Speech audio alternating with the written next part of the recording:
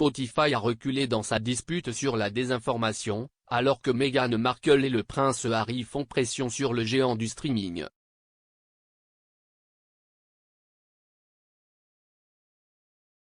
La société s'est engagée à faire mieux en matière de lutte contre la désinformation, annonçant qu'elle s'efforce d'ajouter des avertissements consultatifs à tout podcast traitant de Covid-19. Pendant ce temps, Joe Rogan s'est engagé à redoubler d'efforts pour offrir des vues plus équilibrées sur son podcast. Cela est venu après que les artistes Neil Young et Johnny Mitchell ont demandé que leur musique soit supprimée de la plateforme de streaming en réponse au podcast de Monsieur Rogan, qui l'accusait de diffuser des informations erronées sur le Covid-19.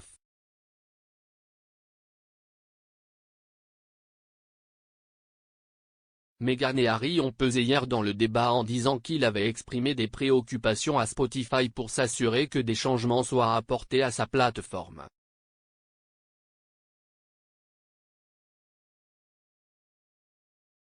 Dans un communiqué, un porte-parole de la fondation Archewell des Sussex a mis en garde contre l'impact de l'erreur et de la désinformation endémique.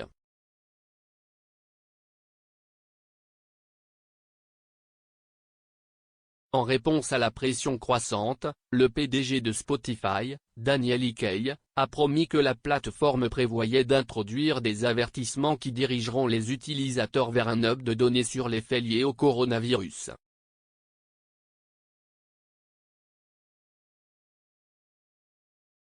Spotify a également publié des règles existantes qui interdisent aux contributeurs de partager de fausses informations dans leur contenu qui pourraient causer du tort.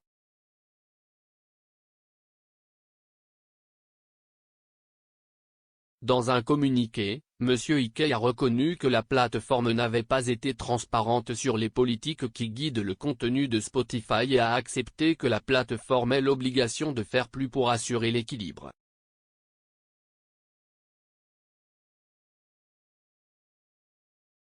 Il a déclaré, « Vous avez eu beaucoup de questions ces derniers jours sur nos politiques de plateforme et les lignes que nous avons tracées entre ce qui est acceptable et ce qui ne l'est pas. »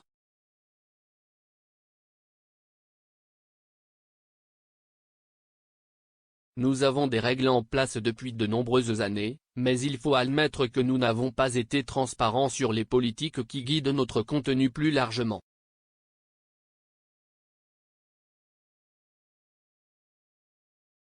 Cela, à son tour, a conduit à des questions sur leur application à des problèmes graves, notamment le Covid-19.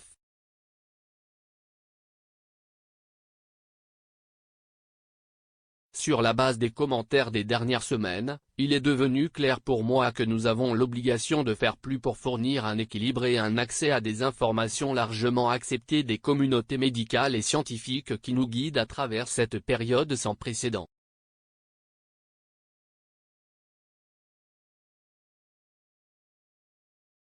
Ces problèmes sont incroyablement complexes.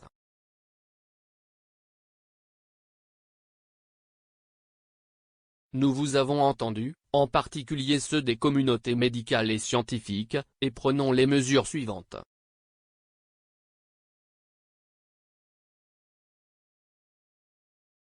Les règles, publiées par Spotify, stipulent que les créateurs doivent éviter les contenus qui promeuvent des informations médicales fausses ou trompeuses dangereuses susceptibles de causer des dommages hors ligne ou de constituer une menace directe pour la santé publique.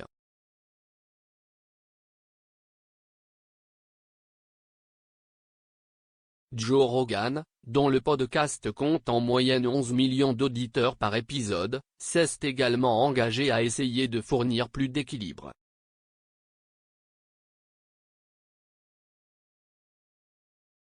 Dans une vidéo Instagram, il a déclaré, « Je vous promets que je ferai de mon mieux pour essayer d'équilibrer ces points de vue plus controversés avec les points de vue des autres, afin que nous puissions peut-être trouver un meilleur point de vue. »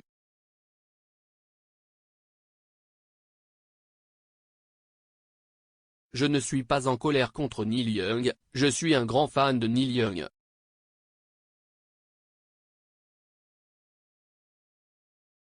Il a également admis, « Absolument, je me trompe.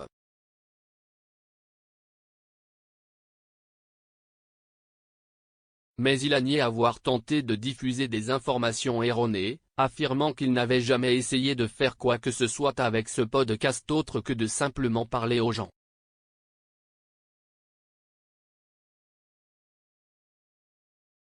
Il a ajouté « Je tiens à remercier Spotify pour son soutien pendant cette période, et je suis vraiment désolé que cela leur arrive et qu'il en retire autant de chaleur. »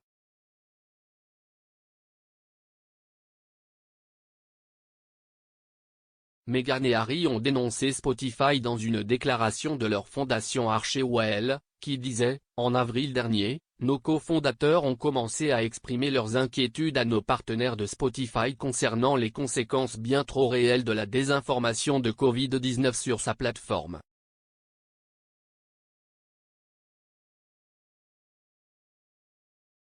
Nous avons continué à exprimer nos inquiétudes à Spotify pour garantir que des changements soient apportés à sa plateforme pour aider à faire face à cette crise de santé publique.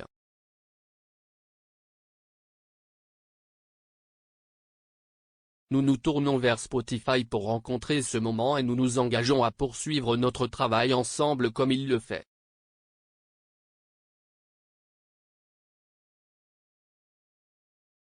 Le couple aurait signé un accord de 18 millions de livres sterling avec le géant du streaming en décembre 2020.